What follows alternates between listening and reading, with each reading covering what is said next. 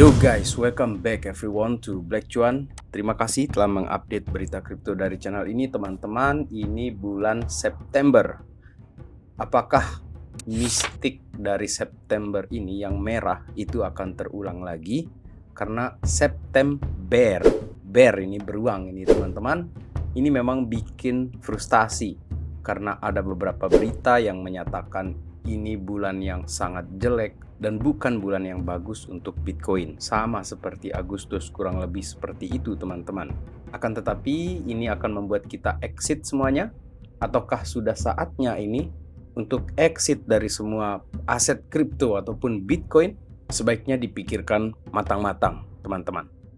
Dan memang ini bukan channel yang menganjurkan ataupun mengajak sahabat Black Cuan membeli aset Bitcoin. Tetapi saya ingin menampilkan beberapa rangkuman berita yang menarik untuk kalian, untuk kita semua di sini, terutama karena kita masih meyakini bull run sini akan terus berlanjut, teman-teman. Untuk keadaan market pun di sini ketika saya merecord video, Bitcoin masih dia bertahan di 58.600-an dolar dengan sentimen negatif yang luar biasa banyak sekarang ini. Teman-teman, kenyataannya adalah memang benar bahwa retail interest kepada kripto, Bitcoin segala macam pada saat ini sangat-sangat lemah. Ini bisa kita lihat ya kalau kita membandingkan dengan data dari Google Trends di sini untuk melihat perilaku orang-orang yang mencari di Google itu tentang Bitcoin dan turun, teman-teman. Lalu saya ingin menampilkan sebuah analisa menarik dari Fu Bitcoin Panda 69. Sebenarnya ini sangat menarik apabila kita perhatikan ya. Dia pernah memposting ini di tahun 2022 sebelum kejatuhannya Bitcoin pada saat itu, turun sampai November itu. November di 2022 itu di 16 ribuan dolar, kemudian Bitcoin merangkak naik. Dan sekarang ini dia pun hadir lagi menampilkan postingan lamanya ini, lawasnya dia ini, postingan lawas dengan ekspektasinya dia di sini bahwa akan terjadi semacam flat ya untuk harga si Bitcoin ini di area ini sampai akhirnya nanti di awal 2025 atau bulan Maret lah kisarannya seperti itu, baru akan terjadi kenaikan yang signifikan besar kepada si Bitcoin ini. Jadi untuk sementara ini orang-orang dibikin ya semacam frustasi di area-area ini karena dia akan datar. Ini kayak ndak bergerak Bitcoin ini, ndak naik, dia ndak turun, seperti itu teman-teman. Dan frustasi lah para investor retail dari Bitcoin ini, dan ketika dia lepas barang, boom, harganya dia terjadi kenaikan teman-teman. Permainannya seperti itu menurut Fu di sini, dan saya pun menganggap ya bahwa ke depan ini Bitcoin itu tidak akan ditarik terlalu dalam ataupun dinaikkan terlalu tinggi. Dan sepertinya analisa dari Fu ini memang masuk dalam referensi kita di sini teman-teman. Saya lah secara pribadi di sini. Kemudian seperti yang saya janjikan di video saya yang sebelumnya, saya menyatakan bahwa di tahun depan itu Bitcoin Dominance atau BTC.D itu akan terjadi penurunan berdasarkan sebuah riwayat di sini. Jadi saya ingin menampilkan kepada kalian mengenai pergerakan dari BTC.D atau BTC Dominance dari si Bitcoin ini yang pergerakan tahunannya. Teman-teman, apabila kalian memperhatikan di sini dari tahun 2016 deh di sini. 2016 itu terjadi penurunan yang signifikan ini dari si Bitcoin ini. Dia terjadi penurunan yang cukup besar di sini, dan di sini terjadi bull market, teman-teman. Dan altcoins itu mendapatkan performa yang luar biasa besar, spike dia terjadi kenaikan. Kemudian setelah itu lemahlah para altcoins ini gara-gara altcoins terjadi tekanan gara-gara BTCD itu terjadi kenaikan lagi di sini teman-teman, seperti ini. Nah, barulah di 2021 dari Januari itu terjadi pelemahan di BTC Dominance, dia turun teman-teman seperti ini. Dan apa yang terjadi selanjutnya adalah kita melihat pergerakan yang gila-gilaan dari para altcoins. Teman-teman bolehlah kali ini kalian meragukan ya mengenai pergerakan dari si Bitcoin ini, tetapi siklus 4 tahun Bitcoin ini menurut saya itu masih akan terjadi. Itu pandangan pribadi saya di sini berdasarkan apa yang kita perhatikan dari pergerakan BTC.D untuk yang 12 bulan di sini atau yang 1 tahun.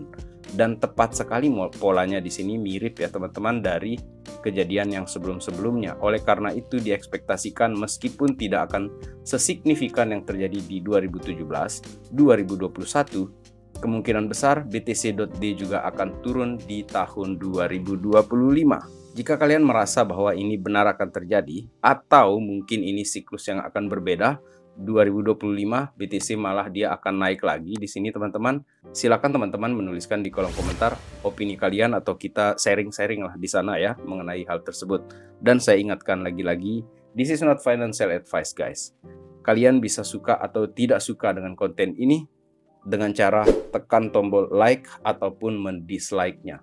Dan skip aja kalau kalian anggap ini tidak penting, seperti itulah.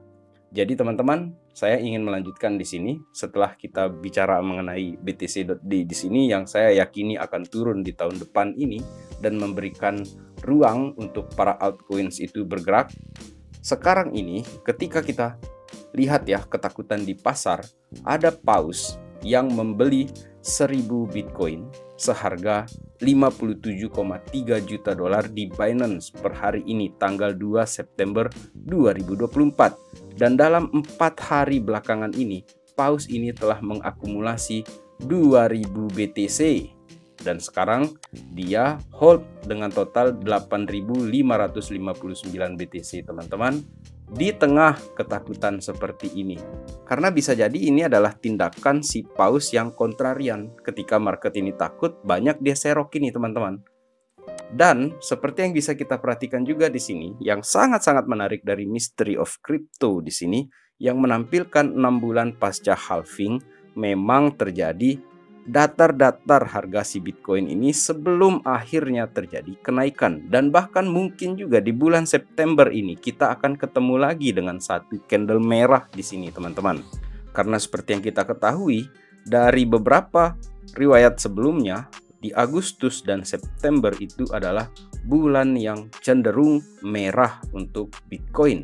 Dan September ini saja sudah minus kita ini 1,27% berdasarkan record di sini ya.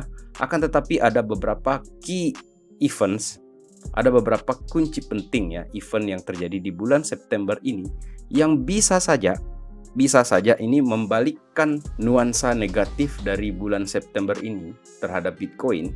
Yang pertama di sini adalah mengenai interest rate cut yang boleh jadi ini dalam 70% rate cut ini kita akan melihat pergerakan turun dari semua aset ini seperti yang terjadi di bulan Maret 2020. Akan tetapi dengan berita yang satu lagi di sini, CZ juga akan rilis, akan keluar CZ ini dari penjara teman-teman di kisaran 29 September. Dan ada beberapa teman yang berkomentar di Black Cuan ya, dia bilang Oktober bro, Oktober. Oke, oleh karena itu juga ya mungkin kita cocok dengan lagunya Green Day ya, Wake Me Up When September Ends. Guys, apabila kita survive ini bulan September, Oktober itu kemungkinan besar akan menjadi Oktober. Akan tetapi itu pun masih skenario, karena jangan-jangan September ini malah digas jadi hijau dia. Itulah skenarionya di sini teman-teman. Event yang ketiganya di sini adalah yang cukup signifikan ya untuk bulan September ini adalah pergerakan harga emas dan stock market. Stock market ini sudah mendekati ATH-nya dan biasanya ini akan di-follow juga, akan diikuti juga oleh si Bitcoin dalam hal ini teman-teman. Oleh karena itu kuartal keempat tahun ini akan menjadi tahun yang penuh dengan excitement di harga Bitcoin ataupun kripto teman-teman. Kita bisa perhatikan di sini ya sebuah data yang menarik mengenai kuartal keempat dari performansi Bitcoin ini. Di tahun 2017, kuartal keempat itu membawa gains yang cukup signifikan kepada si Bitcoin di sini 225%, kemudian di kuartal keempat 2020 itu juga terjadi kenaikan 175%. Dan seperti apa nanti di kuartal keempat tahun 2024 ini? Karena seperti yang saya katakan bahwa sejarah itu memang menuliskan jalannya sendiri, akan tetapi ada iramanya di sana. Oleh karena itu saya masih dalam posisi yang optimis kuartal keempat ini akan terjadi hal yang kurang lebih sama dengan kuartal keempat di tahun-tahun pasca halving yang terjadi, teman-teman. Adapun yang mendukung juga hal tersebut adalah mengenai money supply. Yang kita ketahui bahwa di dalam pemilihan Amerika Serikat itu pun kan butuh budget yang selalu lebih banyak, 2 kali lipat dari sebelum-sebelumnya. Dan itu dilakukan di Amerika Serikat. Oleh karena itu, money supply atau Global Liquidity Index ini kemungkinan besar akan terjadi kenaikan di tahun ini sampai ke tahun 2025. Dan memang Satoshi Nakamoto juga tampaknya ya sudah mempertimbangkan mengenai halving Bitcoin ini, dan berkenaan juga dengan pergerakan M2 Global Supply ini yang terjadi kenaikan setiap 4 tahun, sahabat Black Cuan. Dan pergerakan dari money supply inilah yang kita tunggu ke depan ini akan membawa harga si Bitcoin ini terjadi kenaikan. Bahwa Bitcoin itu sebenarnya tidak mengambil uang-uang dari para pegawai pekerja segala macam, tetapi dia adalah lubang hitam atau black hole dari uang-uang yang dicetak oleh pemerintah untuk mengkombat ekonomi, untuk melawan ekonomi, maksud saya melawan ekonomi yang sedang bermasalah. Dan disitulah dia masuk ke Bitcoin, ke emas segala macam, sehingga aset-aset yang scarcity, yang ada kelangkaannya, itu akan terus terjadi kenaikan. Kemudian yang tidak kalah penting untuk kalian simak di sini mengenai altcoins yang kita bicarakan di sini, teman-teman, adanya ATH dari pergerakan stablecoin. Dalam pergerakannya dia dalam 11 bulan terakhir ini, teman-teman, ini merupakan salah satu indikator bahwa dolar yang telah dikonversikan ke dalam stablecoin itu mau dipakai buat apa gitu kan? Jelaslah mau dipakai untuk belanja gitu kan, hanya saja mereka sedang wait and see sekarang ini. Dan teman-teman, kenapa mereka wait and see? Ya, kita mau bilang apa lagi? Sekarang ini masih Bitcoin season. Dan seperti yang saya katakan tadi, bahwa tahun 2025 nanti kita ekspektasikan akan terjadi penurunan di sini untuk market cap dari BTC Dominance di sini, teman-teman, untuk tahun depan. Oleh karena itu, ya kita sabar-sabar aja lah dulu di sini sambil kita menunggu pergerakan dari altcoin season di sini.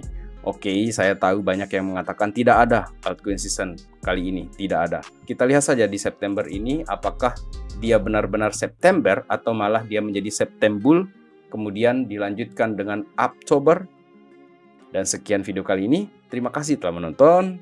Kita tetap stay strong di sini, teman-teman. Let's enjoy the ride. Memang jalanan ini bumpy, tetapi di ujung perjalanan ini semoga kita ketemu fajar yang indah dengan pantainya yang tidak kalah indah, teman-teman. Sampai jumpa di update yang berikutnya. Salam Black Cuan. Peace, my friend.